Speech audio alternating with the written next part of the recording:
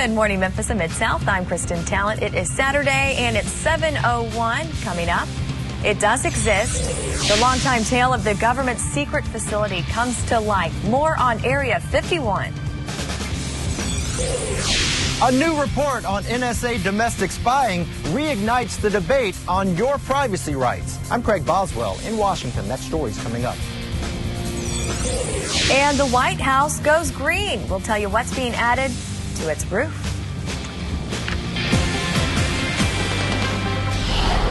Well, good morning, everyone. We're waking up to mostly cloudy skies across the area. It looks a little foggy as we check out Skyfox right now. Looking off to the distance, it's kind of hard to see that visibility. Might be restricted for just a little bit. And then we're going to see just a few rays of sunshine. On the whole, though, overcast conditions similar to what we woke up to yesterday. Temperatures are pretty nice, and you still have time to head down to Graceland. You know what? The Elvis Presley events just keep on going, really kind of wrapping up today with a 5K.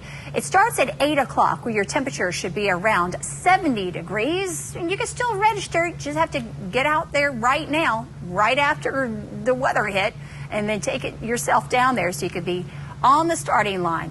Right now we have scattered showers moving just to our north, right around the Missouri Boot Hill, lifting up to the north and to the west, lifting up out of northwest Tennessee, moving a little closer to us. You can see that we're under partly to mostly cloudy skies, and basically that's the way we'll be throughout the day. But I can't rule out a stray shower or an isolated thunder shower, none of which should become severe. Your current temperatures are 68 degrees on the average, maybe around 66 in some outlying locations, but we should warm into the 70s by 9 o'clock. Around lunchtime, the upper 70s, and we'll top out 82 for today's afternoon high. Now, if you're just headed out the door and you want to know, is it okay to mow the grass? Yeah, you've got plenty of time to mow the grass. In fact, most of the day should be all right. Just a few hit and miss stray showers, KT. We'll talk about your 7-day forecast and when we'll see a warming trend come up in just a little bit. All right, so no excuses, right? Get those lawns mowed. Thanks so much, Wendy. First on Fox this morning, the Tennessee Board of Education voted Friday to approve new teacher license procedures. The new proposals say if teachers receive poor evaluations, they will not receive their license renewal. However, the board also voted to delay the start of those changes until 2015. Board members say they'll take the extra time to gather more data, including whether using teacher evaluations based on student standardized test scores is the best way to measure teacher effectiveness. Right now, this does not count as a factor in the license renewal process. Okay, so imagine this. Checking your bank account first thing in the morning, only to find out that your paycheck did not post to your account. Guess what? That happened to 300 Shelby County school employees yesterday morning. The latest in a string of setbacks for that new unified school district here in Memphis and Shelby County. Shelby County schools not saying much more than everyone has been paid now, just some of those checks posted late. Memphis Education Association President Keith Williams cites an employee verification error as the problem. What I'm told is that schools were sent a list of employees and they were to verify that they were employees in those buildings. Some of the people did not get verified, therefore their names were dropped from the payroll. All right, so Williams says all of the bugs should be worked out, but they will not know for sure until the next payday for SCS employees, which is coming up in 2 weeks. And from problems with paychecks to problems with a broken water main that forced the early dismissals of 2 county schools. A major break in a water main in Germantown created a power outage that led to students at Houston High and Houston Middle School being sent home early Friday due to safety concerns. But as Fox 13's Les Smith reports, some parents say they never received any notification about what happened.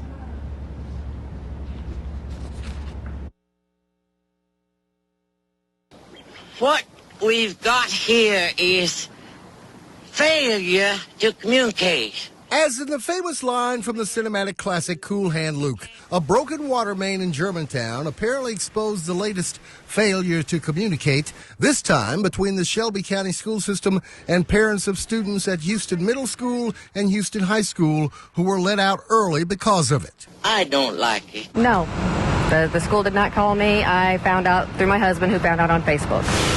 My son contacted me via text. I have yet to hear from Shelby County Schools, but I do have friends who have heard from Shelby County Schools. I'm glad it's nothing more serious than an outage, because not being notified in any way, shape, or form, it's a little unsettling.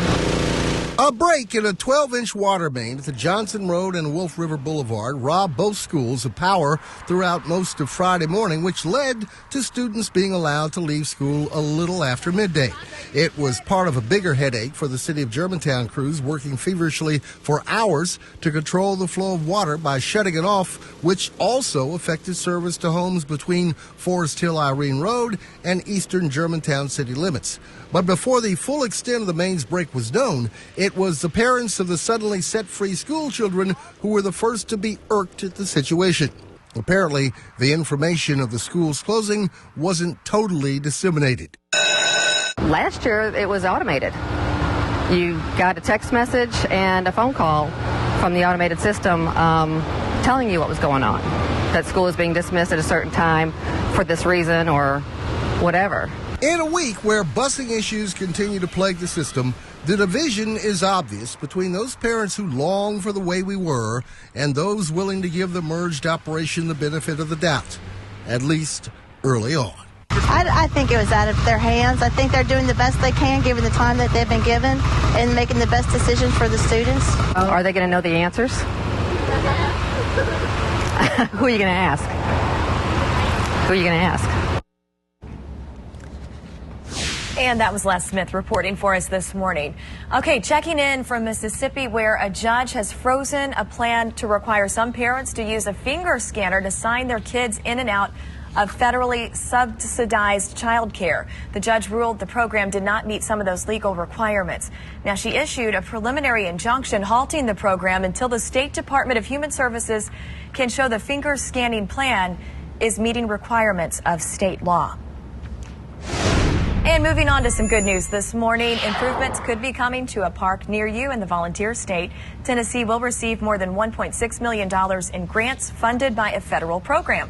Governor Bill Haslam says the money will assist local governments and organizations in improving community amenities such as trails, greenways, and recreational facilities. Only 12 states received those grants, so it's definitely a big deal.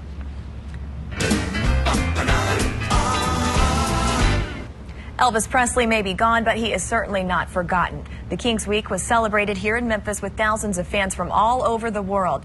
And in case you missed any of it, we've got the wrap-up. Happy Elvis Week to everybody. Thank you very much. Hey. Well, bless my soul, what's wrong with me? I'm itching like a man on a fuzzy tree. My friends say I'm acting wild as a bug. I'm in love. I'm all shook up. You know, without the fans, we wouldn't be able to do what we do. And of course, Elvis Presley is the main reason we do it, because of our love for him. Just coming to Memphis to visit, and this being Elvis Week, I mean, it helps me appreciate his music and his legacy even more.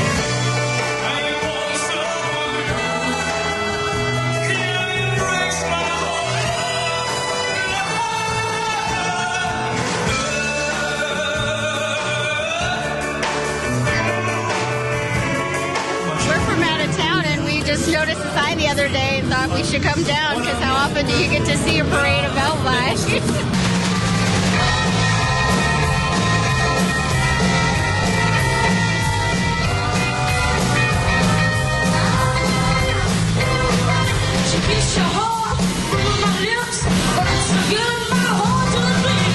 We had a special room in Midtown called the Elvis Room, because that's the room he would come when he would come for visits and checkups and things like that. But here, it's interesting pictures, and every time I come in here, I start looking around, and I see things I didn't notice before. Well, you can burn my house, steal my car, drink my liquor from an old fruit jar. Thank you very much. At 10 after the hour, let's take a look at some of the headlines from across the country this morning. No CNN or NBC allowed. That is what the Republican National Committee is saying this morning. The group voting to ban both news organizations from hosting their primary debates in 2016. Now, the GOP voted to restrict the networks from airing the Republican presidential primary debates in retaliation for their plans to broadcast Hillary Clinton-related content. After years of government denials, the CIA is officially acknowledging in newly declassified documents the existence of Area 51. You might have heard of it. The top secret Cold War test site has been the subject of wild conspiracy theories about aliens and flying saucers for decades. Now, while there are no mentions of aliens or staged moon landings, the recently released document describing some of the activities that took place there, including testing for a couple of aerial surveillance programs. It even places the Air Force Base on a map. Okay, so this is a story you don't want to miss out of Washington State. Seattle police have no plans to issue citations to partiers smoking marijuana during the city's annual Hemp Fest party. Instead, they're going to offer free Doritos. You heard me right. Doritos corn chips. Police say giving away bags labeled with new drug rules will educate users. Now, you might remember recreational pot use in Washington is now legal under new law, though it remains illegal to possess more than an ounce of the drug, smoke it in public, and drive under the influence. Stick around. We'll be right back.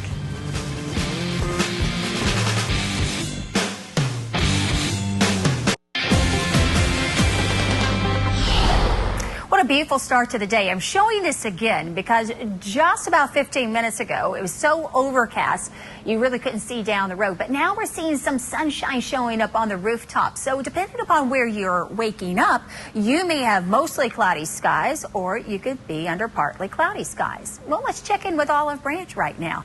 Olive Branch, we're waking up to some partly cloudy skies. Right now it's currently 66 degrees. No rain showing up yet. And the winds are nice and calm, so you can see the flags not blowing around too fast. Let's show you, though, where we do have rain falling. Now, that's just to our north, right around the Missouri Boot Hill, right around the Tennessee-Kentucky border. That's going to be the best shot of finding the scattered showers and maybe even some isolated thunderstorms today. But these just popped up. You see these showers just to the west of Jackson, Tennessee.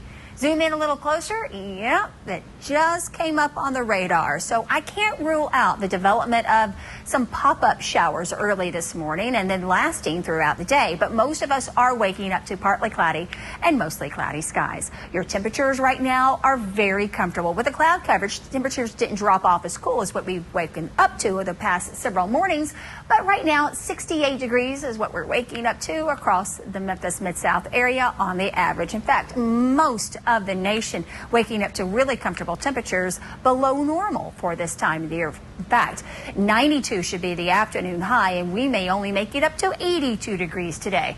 We've got a low pressure system that's trying to develop around the Gulf Coast, and that will cause some problems down around the Gulf coastal states. There's a stationary front well to our south, and then you see this dotted line here. Well, this is an inverted trough. It's just a broad area of low pressure. We'll see moisture stream along that boundary, and then it'll collect and try to form again right to our north. So again, the best places of finding the scattered showers will be right around the Missouri Boot Hill, the Tennessee-Kentucky border, and right around the Tennessee River today. Can't rule out stray shower thunderstorm for today or tomorrow because you can see nothing changes over the next 24 hours. Skyfox kind of gives you a better handle on things. Mostly cloudy skies for this morning, and that's what we're waking up to. And then throughout the day, we can find maybe a hit or miss shower around lunchtime. Better chances as we head into the afternoon hours.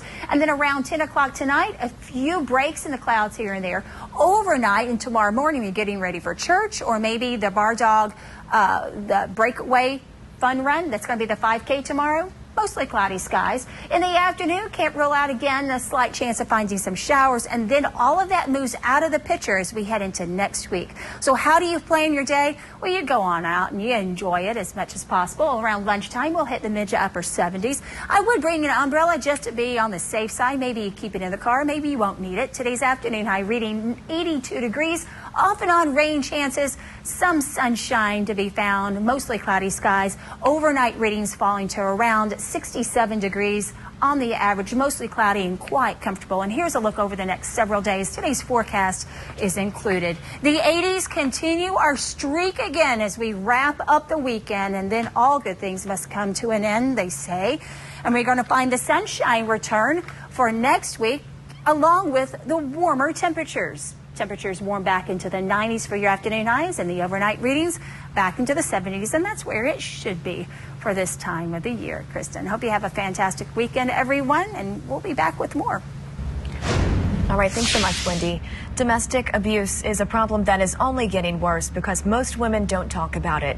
But one group is giving a voice to those silent victims. Fox 13's Merle Purvis has the story. The one incident that prompted me to leave the relationship was he hit me on the right side of my face in front of my children. I ended up in the emergency room, and the damage was so bad that I lost 10% of hearing in my right ear, and I have soft tissue damage, the base of my skull. Mia Williams is a survivor of an abusive marriage. Her ex-husband was a licensed, ordained minister who also had problems with drugs. It started off as verbal abuse and escalated eventually to physical abuse. It wasn't until about maybe 2 months later, I felt like I was having a nervous breakdown. At that time, I knew I needed to get help. Gwendolyn Turner spent more than 20 years in an abusive relationship.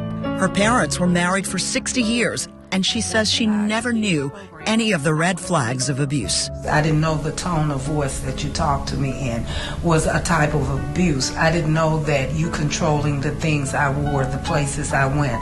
I didn't see that as a sign of abuse. So as I gradually went into this relationship, I'm thinking he loves me, so that's the reason. He promised to make me the perfect wife. He was going to teach me how to be a wife, and I bought all of that. Gwendolyn's abuse escalated from verbal to physical to sexual. Her breaking point came when she was slapped in the church. My words to him were, if you would slap me in the Lord's house, you'll kill me in your house. When the statistics say that women will go back at least 7 times, I went back probably 8. I now have to wear makeup all the time, not because I'm this wonderful glamour girl, but I've had so many black eyes that I still carry black rings around my eyes. Mia Earle's journey with domestic violence started with sexual abuse as a child by a close family member. It was actually not until I was an adult that I could realize the trauma that I had gone through. I also experienced abuse with an intimate relationship. My defining moment was when that person stood over me and said that he was Ike and I was Tina Turner. That really resonated with me, and hearing all the stories about what happened in that relationship. So I decided at that very moment that I didn't know what was to come next. The Memphis Police Department's Domestic Violence Bureau reported over 23,000 domestic violence cases in 2012. 30 of those cases ended in homicide. The statistics, I believe, are truly higher than that, because those are just the cases that have been reported. There's a very high number that are unreported, and I believe that's because there's the stigma attached, the embarrassment of being a victim. An anti-domestic violence group called Voices launched nationally in San Diego in 2002. The main mission of the Memphis and Shelby County chapter is to raise awareness about the impact of domestic violence within our community through public education. And it's often an issue that's behind closed doors, that individuals are suffering in silence, and there's a lot of shame around it. And so really having survivors to come out and share their stories, to say, you know, this could be your family member or your friend or your neighbor. I think it really just helps to bring a lot of understanding around the issue. Gwen and both Mias have turned their misery into their ministry. They hope their efforts will remove the mask of domestic violence, bringing the issue center stage. We don't have enough DV awareness in the city of Memphis. We don't have enough DV education going on. I have vowed that any woman that I come into contact with would not have to go through what I've gone through, that I would actually be a resource. I felt like I didn't have a voice. This would be the perfect opportunity for me to help others to gain a voice. And that was Fox 13's Merle Purvis reporting. Voices is open to all survivors of domestic violence who are ready to share their stories with the public. For more information, please call 901-222-4400. We'll be right back.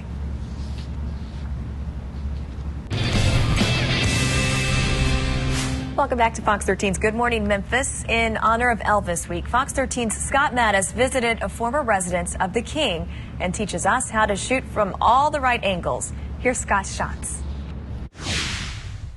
Good morning, ladies, and good morning, Memphis, on a Saturday morning. Let's not forget, this is still Elvis Week, and in honor of Elvis Presley, I wanted to stay right here in the city of Memphis, and I'm taking you to a spot, well, you may not know exists. I'm taking you to the house that Elvis bought for himself and his parents just before he bought Graceland, of course, down in Whitehaven off Elvis Presley Boulevard. Here we are. We're at 1034 Audubon. So one of my favorite things about this house and about this really landmark is that Elvis bought this for himself and his parents back in 1956. And I guarantee you, you've seen pictures of it because almost every iconic picture, those old black and whites from 1956, well, so many of them, they were taken right here in his front yard. Amazing piece of history. All right, let's get straight to the point. So what I found from this angle, all you have to do is put whoever you're shooting right there on the sidewalk. I'm going to step back about 5 feet or so and take the picture. All right, there you have it. If you didn't know, now you do. 1034 Audubon right here in Memphis, Tennessee. If you don't know, it's right off Park. All right, what a great place to take some great pictures. All right, coming up next week on Fox 13's Good Morning Memphis Saturday, we're leaving the volunteer state of Tennessee. Good morning, North Mississippi. All right, I know I said that last week, but it's Elvis Week. I had to stay here.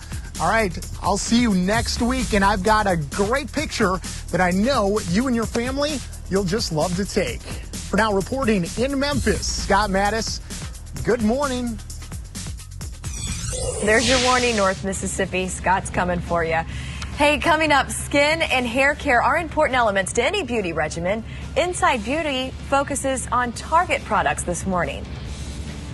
And whoever said being successful was easy. Find out why Robin Thicke may be in court for his #1 single, Blurred Lines. Stick around, you're watching Good Morning Memphis.